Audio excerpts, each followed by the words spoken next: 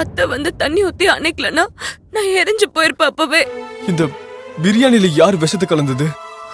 அதான் அன்பு தெரியல. ஆனா அத்தை என் மேல எவ்வளவு பாசம் வச்சிருக்காங்கன்னு நான் இன்னைக்குதான் புரிஞ்சுக்கிட்டேன். நான் ஆம்புலன்ஸ்ல வரும்போது அவங்க எப்படி துடிச்சாங்க தெரியுமா? அவங்க என்ன மருமகளா பார்க்கல. ஒரு மகளுக்கு இப்படி ஆச்சுன்னா எப்படி துடிப்பாங்களோ அப்படி துடிச்சாங்க.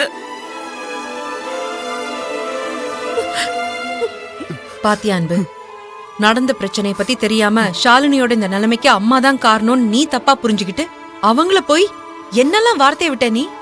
அவங்க எப்படி அழுதுட்டு இருக்காங்க தெரியுமா? பாவம்டா. அவங்களோட கோவம் என்னடா? நிறமாத கர்ப்பிணியா இருக்கிற அவங்க பொண்ணு இப்ப புருஷனை பிரிஞ்சு நம்ம வீட்ல இருக்காளே, அதுக்கு காரணம் நீங்க அவசரப்பட்டு பண்ணிக்கிட்டு இந்த கல்யாணம் தானே?